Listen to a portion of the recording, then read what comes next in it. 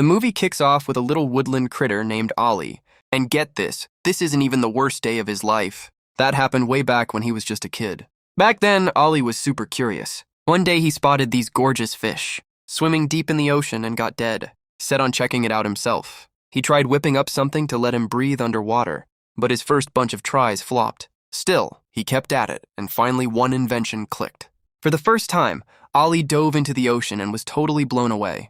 He saw colorful critters of every shape and size, and it felt like the most magical thing ever. But that bliss flipped to terror when a huge fish barreled right at him. Ollie didn't clock the danger and just kept staring until his dad swooped in and yanked him out just in time, saving him from being lunch. His dad straight up warned him again never to trust other creatures, hammering home their rule, hide today, live tomorrow. Ollie tried spilling about the awesome stuff he saw, but his parents shut it down. Instead, they ordered him never to leave the island again. Because of his bullheaded curiosity, his dad figured it was time he knew the real deal about the outside world. But his mom thought he was too young. In the end, his grandmother stepped up and shared the tale. Long ago, the valley was a whole different vibe. The kind didn't live in hiding, and animals weren't split up like now. Back then, everyone feared a nasty wolf that ran the valley. Everything shifted when these giant beings called the Zo showed up. The Zo brought something epic. Inside them was a power that let animals shift into other forms and talk to each other. This sparked unity, and for the first time, animals lived in peace. But the wolf hated losing his grip. Furious, he swiped the Zo's power and morphed into something way eviler, the fire wolf. With it, he wrecked a bunch of the Zo while the rest bolted from the valley. Since then, the fire wolves dominated everything. Even after hearing it, Ollie wasn't fazed. To him, the story didn't even sound spooky. Later, at a harvest bash, the Pukas were stocking up on their food stash called Piplet. That's when Ollie spotted a baby Jobin fumbling with one. Curiosity struck, so he helped it out. He showed the bird how to crack one open and eat it. The baby Jobin got it quick and started chowing down, but it didn't end there. It called its crew, and soon more Jobins swarmed in, devouring all the Puka's fresh harvest. Ollie's dad burst in and hauled him into hiding, but the harm was done. That one slip cost the Pukas a massive chunk of their food. Back in the present, that's etched as the worst day of Ollie's life, the day his curiosity nearly wiped out his whole village. Now the Pukas are scraping by, especially with winter closing in. The Jobins keep raiding their grub, and if things don't change, they could all starve. Ollie feels totally guilty and starts beating himself up. While brainstorming a fix, he recalls a time a Jobin freaked from reflected light. Boom, idea.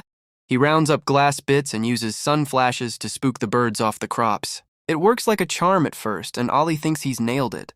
But then one Jobin dives at him. Ollie flashes the light to fight back, but the hit launches him flying, and he tumbles into a deep pit. At the bottom, Ollie finds a glowing pod just like in Grandma's story, and he accidentally touches it. Later that night, his family searches for him. When Ollie yells and scrambles up, they spot him and flip out. Baffled, Ollie checks himself and sees he's not a Puku anymore. He's a Jobin. He tries yelling, it's still him. But the Pukas won't buy it. They figure the Jobin gobbled Ollie, so they go after him. Fleeing, he slips off a cliff and wakes up the next morning miles from home. Still freaked, Ollie tries surviving in this weird body. He ducks when he sees other Jobins, but they come at him all friendly. One introduces herself as Ivy, with her sisters Violet and Lily. From Ollie's view, he's just keeping distance, but they figure he's off because of some injury. They say they rescued him after his drop, but he kept bonking his head on the way. That's why they think he's messed up. They want to take him home, but Ollie won't trust them. Suddenly, a wolf's howl echoes. Ivy masks Ollie's scent and hides him before jetting off with her sisters. Danger gone, Ollie hits a nearby lake and meets a fish named Boogle. Ollie spills the whole story, including the glowing pod swap. Boogle clues him in on more pods, one by a big dead tree. Eager to switch back, Ollie hunts it down. He finds it but can't reach it. Flying's not his thing yet. Ivy pops up again and offers a lift, but only if he comes home with her. No choice, he agrees. But before Ollie can react, Ivy touches the pod and poof, she's a Puku. Now they're both swapped and stuck. Annoyed, Ivy teams up with Ollie to hunt another pod. Boogle tips them off. More pods in the Zo ruins by a waterfall. On the trek, wolves chase them into a cave packed with killer root snakes. Ivy says the snakes can't hear but flip out at motion. Using her sniff skills, she leads Ollie through, and they bust out. At a dead end, Ivy shoves him to jump, forcing him to master flying. He's scared stiff at first, then loves it. That night, Ivy opens up about her past. After the Zo vanished, her kind starved hard, her parents included. Piplet became their lifeline, That's when Ollie connects it. Ivy was that baby Jobin he helped years back, the one that sparked his village's mess. Next day, they hit the waterfall. Turns out it's a wolf lair. With Boogle's distraction, they slip in, but just one pod's there. Before picking who touches it, wolves strike, and they plunge into the water, turning fish. As fish, they bicker, but Boogle says they need teamwork to live. Ivy says sorry for the old days, and Ollie gets her side at last. United, they swim to the risky rock falls for more pods. Teaming up, they dodge perils and summit, but the firewolf's waiting. Amid the chaos, a baby wolf slips toward a drop. Boogle says ditch it, but Ollie saves it. Game changer. They grab pods and revert, but Boogle double crosses, touches a pod, becomes the firewolf, and outs himself as the legend. Ditched and raging, he trashed the valley before getting stuck as fish. In the brawl, Ivy's hurt bad. Ollie hauls her home, trekking days nonstop till she gets aid. She heals, but the firewolf's wrecking the valley again.